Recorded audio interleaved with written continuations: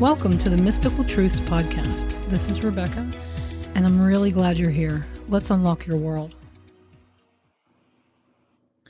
I've noticed that as the human experience continues its rapid shift, there are a few things that are becoming really important navigating tools.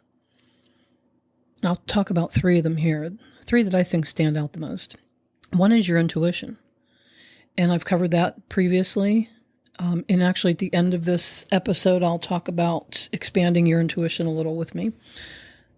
But that inner stuff, the inner truths, the inner guidance is going to be more important maybe than it's ever been before as we're moving forward. The second one is positive thinking on purpose, with intention. I talk about this a lot. In some way or another, this is in every episode I do because it's so important.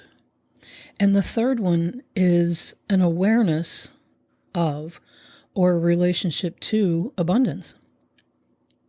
And this doesn't just mean money abundance. I'm talking abundance across the board. I've heard Elon Musk mention phrases like age of abundance, protopian future, universal high income. So let's take a look at that because this is important stuff. Age of abundance. The definition of abundance is ample quantity, affluence, wealth, plenty, all in the positive sense. The word abundance really doesn't mean to be used with words like debt or sickness. You may have a lot of debt, you may have a lot of sickness, but abundance is a positive, ample amount, plenty. There's always more good and less bad. More love and less hate, more wellness and less sickness, more money and less debt across the board. So that's always the case, but it's becoming even more. So have we entered an age of abundance? I think it's pretty obvious. We talk about law of attraction now, and we're understanding it. We're not just talking about it, we're understanding. We know that everything that we give our attention to comes to us. We know that we can create anything with the right mindset, the right understanding. So we're getting better at this. We're studying it scientifically even. So we know that there is this attraction-based, magnetic type connecting system that's happening all the time. We also can notice that there is just so much that we can buy or create or do. We have plenty of choices today. We have an abundance of different ways that people live, cultures, lifestyles. We have an abundance of millionaires, abundance of advice. You can get advice on YouTube. You can get it all over the place. When I was growing up, most families had one TV with a few channels. There wasn't a lot of variety in lifestyles, at least not out loud anyway.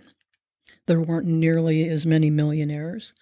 If you wanted advice, you would write to Dear Abby in the newspaper or talk to a friend or a neighbor. We didn't know about law of attraction.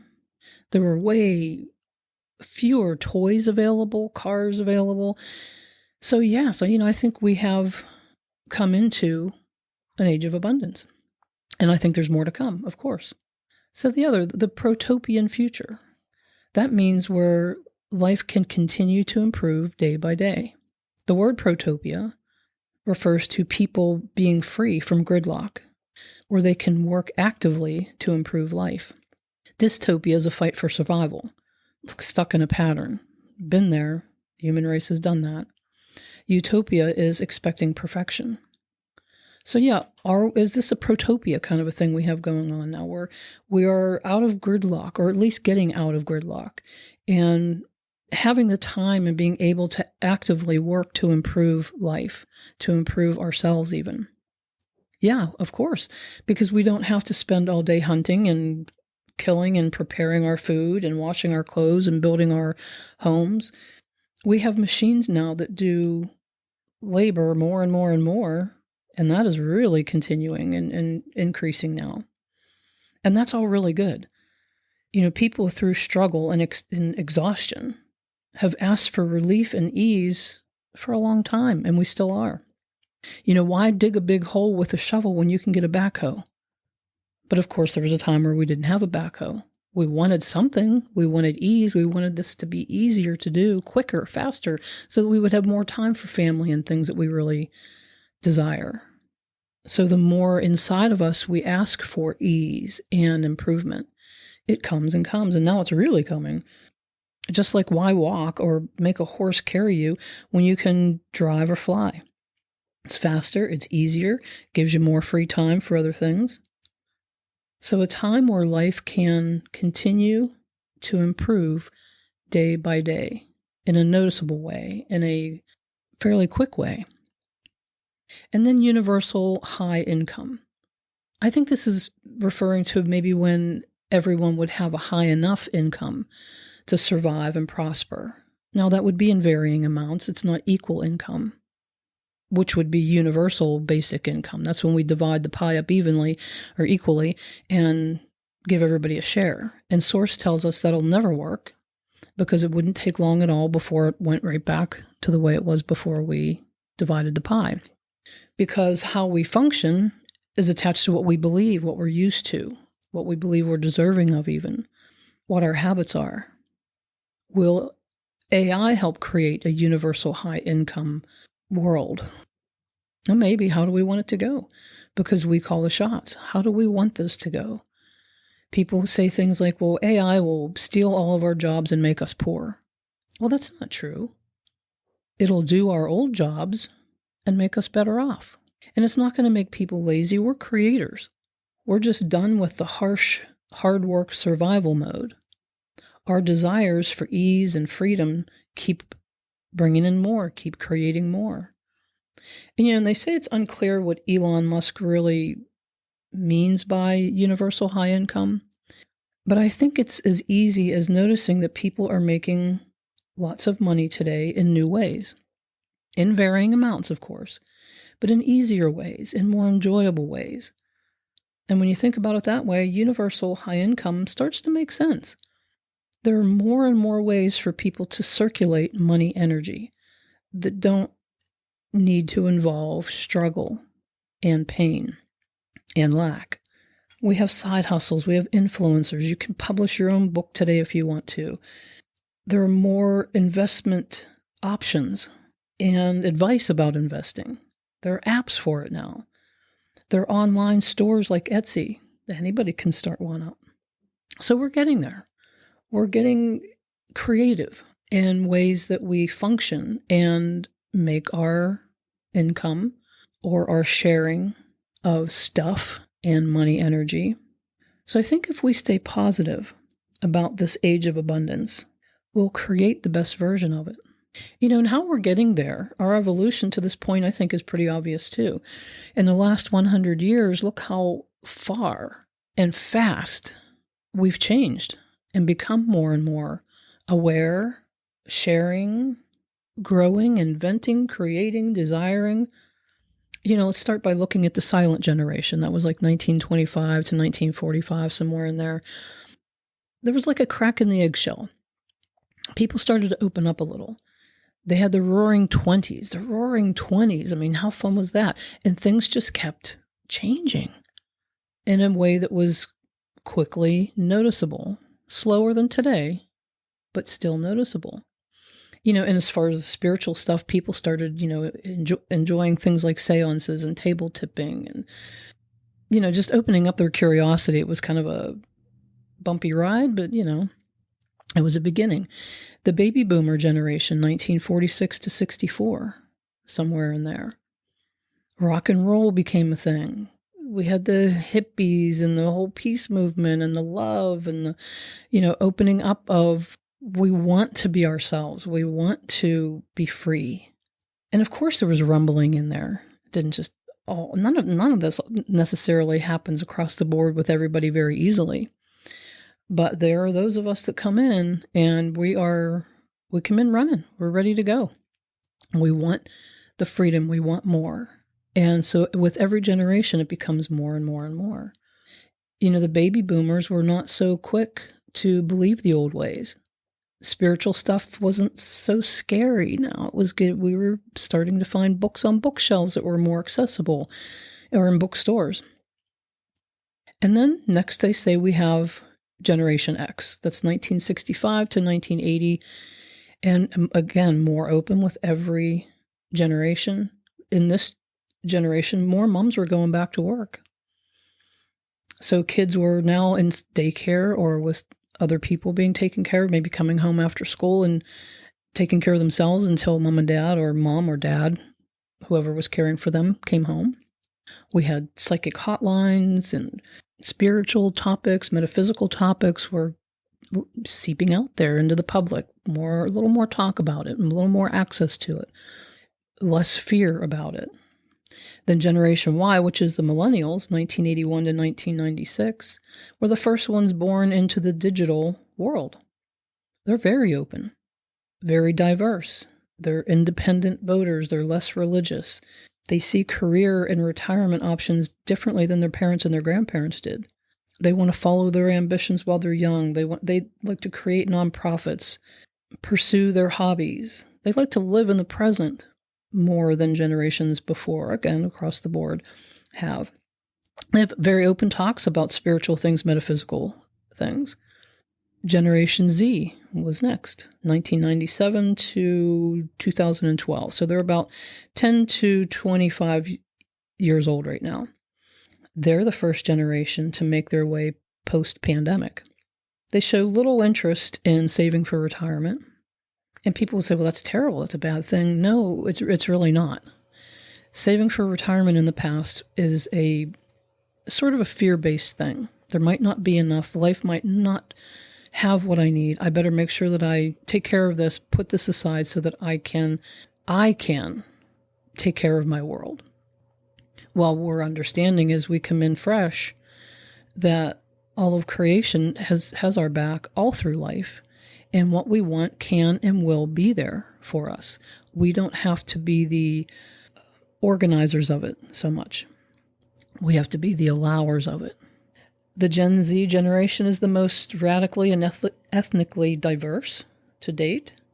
They're very open. They understand spiritual, metaphysical things and are having experiences about them openly all over the place. They're very socially minded, especially healthcare, natural care, mental health, education, civil rights, quality, a love for the environment. They start their own movements. They think the government needs to change. They're even reinventing the workplace. They speak up about wrongness. They don't even use punctuation in messages. Have you noticed? I've noticed that. And I'm so conditioned to do that. Sometimes I look and I think, where are your periods and your commas? It's all running together. Well, it's getting us somewhere. There's a reason for it. We might not know what that is. Maybe it's less structure, because I still understand what they're saying when I read the sentences. They talk openly about mental health, and they want their employers to care about that in the workplace. Another thing about Gen Z is I hear people say they don't want to work. And that's because they won't have to. The labor-type jobs are going to be machine run. People will have more time for the things that they like and want to do, because less of the survival stuff will rely on our physical action to take care of. So they're not coming in lazy. They're coming in with an understanding and a will to move forward the way life is evolving. And I think it's fun to watch the newer generations and look at the changes that have come with each group or generation over time. We're loosening up, we're opening up, we're more awake, we're more aware, we're paying attention, we're more independent, we're more caring because we want to be, not because we're told to be. And I noticed that Gen Z, that's the end of the alphabet. So what are we calling the generation after that? Well, apparently somebody has decided that the following generation is the alpha generation. They say that's 2010, 2012 and up. And this is a whole new life. This is a whole new beginning. I'm really curious to see how life unfolds as they grow up, because they're coming in. The last couple generations have come in tech ready. These ones are coming in with 3D printing being a thing, virtual reality, which is good because that's opening us up to alternate realities. Robots are just ready to go pretty much, and will take care of many of the things that people would have taken care of before, so that people can take care of other things, can do other things. Artificial intelligence is going to be amazing in helping the human race understand the ease of access and the instant access to vast knowledge and information. We all have that now. It's called source. But we learn in steps. We accept things in steps. Artificial intelligence will help us to see how easy it is to access all information. And then at some point we won't need AI to do it. We'll know that it just exists in the vast intelligence that source is.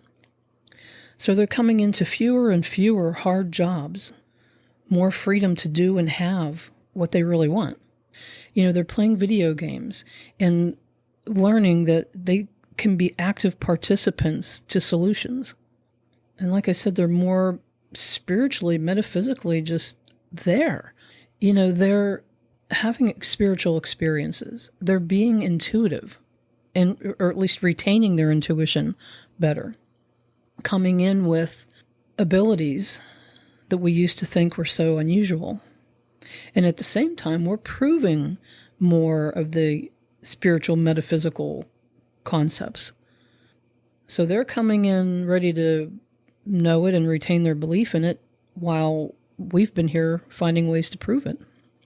So they're coming in awake and curious and more open to possibilities, more knowingly connected to source, more insistent on their freedom and their love of uniqueness. We have so many young intuitives, channelers, meditators, rememberers today. So just like by way of cloning and using stem cells to grow body parts, we're on our way to understanding and believing that the body can heal and regrow its parts. So just like that, we're on our way to understanding and believing that there is no separation between people and source. We'll communicate freely and have access to any information we want.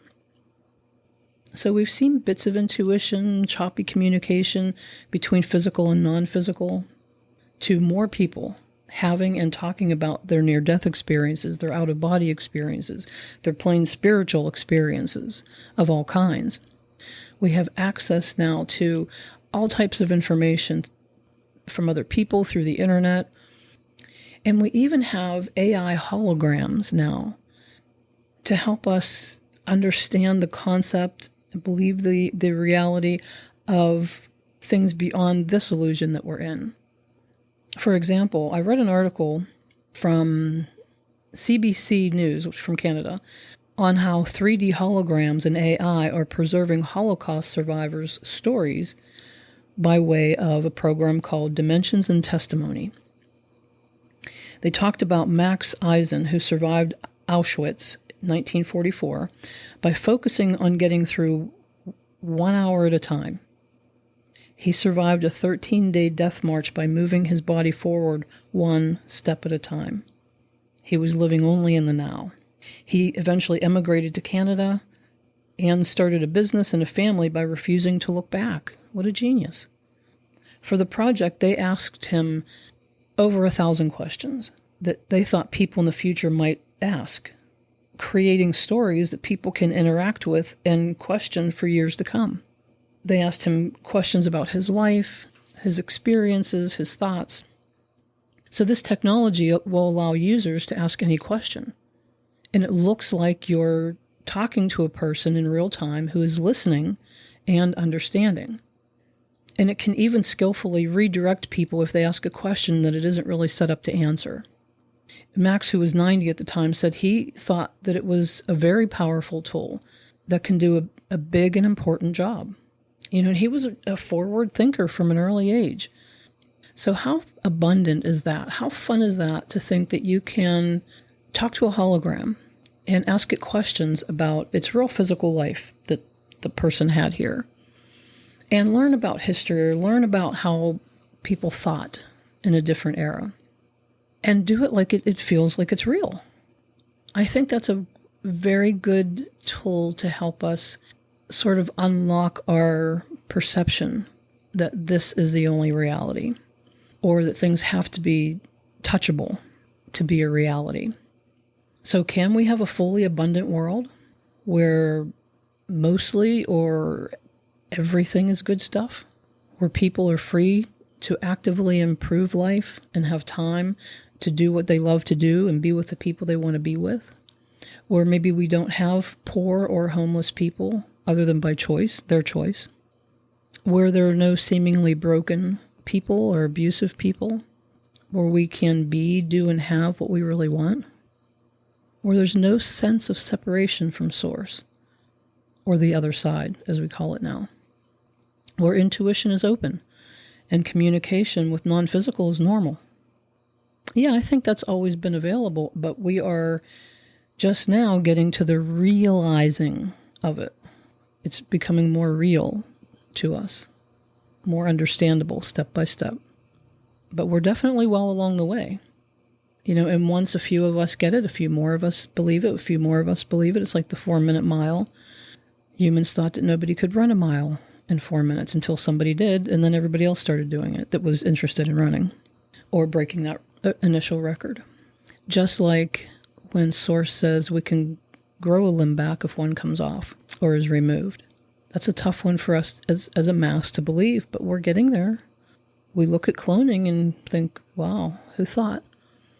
Then we find stem cells and start to grow body parts from them and think, wow, who thought?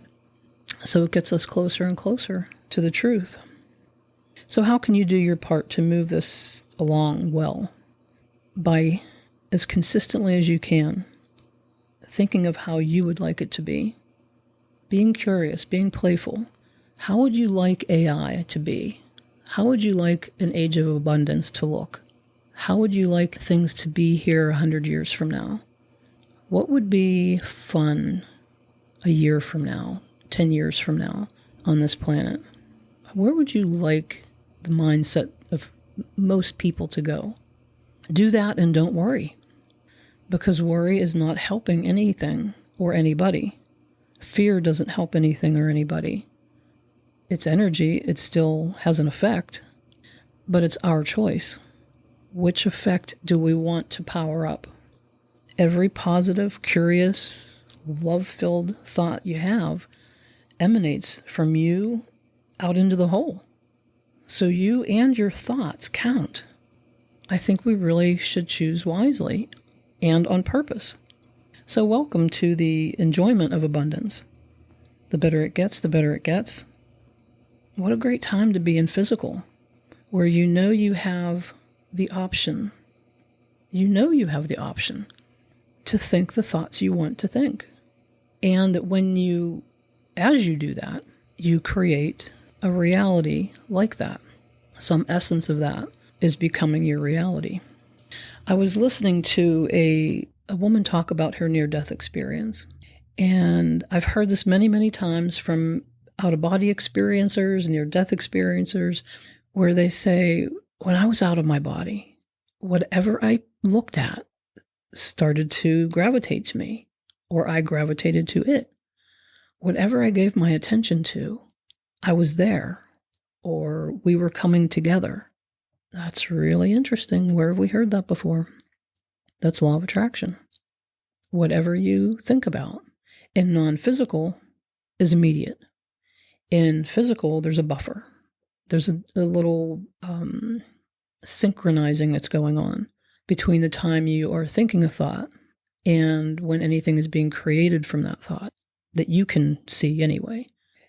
Things are instantly happening behind the scene. The synchronistic motion and blending of what you're thinking about is beginning after 16 seconds. A thought that you're thinking becomes another thought and another. And after 68 seconds, there's real motion happening. So here, there's that little bit of a before you really notice what's happening in the ethers, or however you want to think of it, behind the scenes. Things are happening behind the scenes, but you're not seeing it right away. In non-physical, you can right away. So it takes a playing around with what am I thinking? And is this going to help me or not? Is this going to benefit me or not? Is this going to benefit all of creation or not?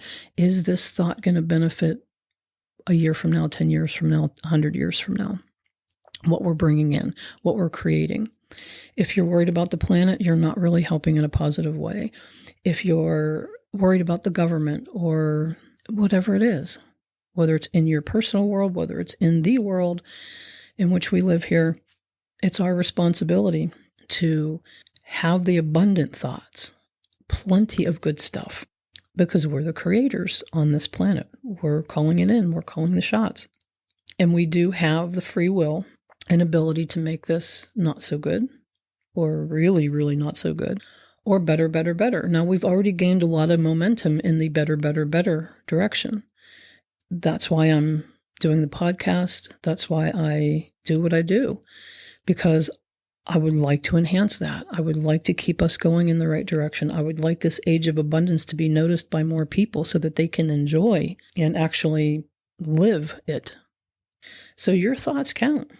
Your desires count.